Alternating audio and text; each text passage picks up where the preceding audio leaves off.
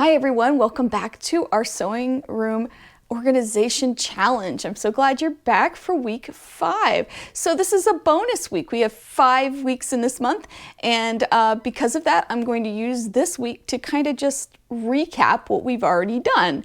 So on the first week, I did the launch, and we talked about our sewing machine and giving our sewing machine some love, especially cleaning it.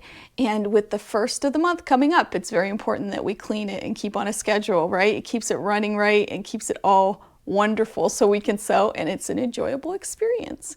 The next week we talked about tools, and we were talking about measuring and cutting, and remember all those scissors and all that craziness that I had going on with all those rulers? Well, I'd like to show you an update on that. I have a new organization method for my rulers. I bought this wonderful rack at Lowe's. It was on clearance, so it was even better. And my husband installed it, and it's just a towel rack. That's all it is. And I'm hanging all my rulers on it. I actually want to get a second one because I love this way of organizing these rulers. It keeps them all tidy and together, and especially the rulers I don't use often. The other rulers I keep on my other ruler rack, but for the ones I don't use that often, I just like the way they look. I think they look cool displayed this way too. I also got a chance to organize some of my scissors. So I got these hooks at Lowe's as well, and my husband also hung this up. He's such a good guy. I also ordered for my desk those grippers for cord keepers. I got them off Amazon, and I was putting them around my desk and some other places in my house where I needed them, and I thought, you know what, these would be great for small tools. So that's what I did. I hung a few of them on this rack, and it keeps my seam ripper and my favorite tweezers and all that. So that's just a tip I stumbled upon, and that helped. And then we get to pins and needles. Boy, that is a boring task, but so necessary. I must have cleaned out 1,000 pins and needles and made sure I disposed of them properly in a container and taped it shut. But I feel so much more organized now with that. As I pin things, I can just reach for a pin. I know it's sharp and I know it's not bent, and I kept all my favorites out.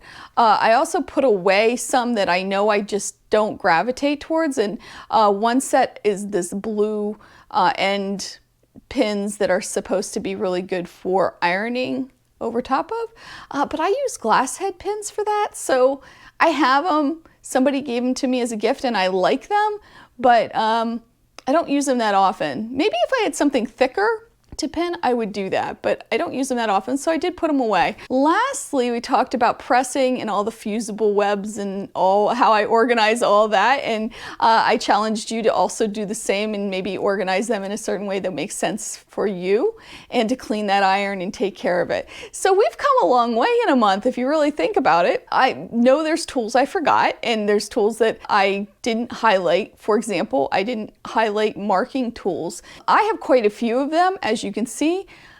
I keep them in a bag. They really don't take up that much space. I think we all have our favorites, and I do keep one that I really like right by my sewing table, but I do have all these other ones too, so I have to clean those out as well. I also have a ton of measuring tapes, and I also have some specialty tools. For example, I have this grommet maker, and I have a snap setter, and some of the other odds and ends as far as tools go that I have in my space. So this week, just take some time to evaluate how far you've come, and also to maybe look at those other tools that you have that we didn't talk about, and get them organized so you have all your tools tidy and ready to go. In the month of April, we're going to talk about all things fabric. We're going to talk about how to store yardage, how to store and sort and deal with scraps, those UFOs, unfinished objects that we all seem to have. What do we do with them?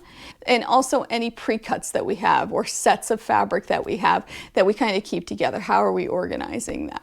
So we have a lot of good stuff coming up. I am so happy you joined me for this, and we'll move on next week to the fabric segment of this challenge. Have a great week. I hope you make a lot of time to sew and have some fun in your partially organized space. See you next time. Bye.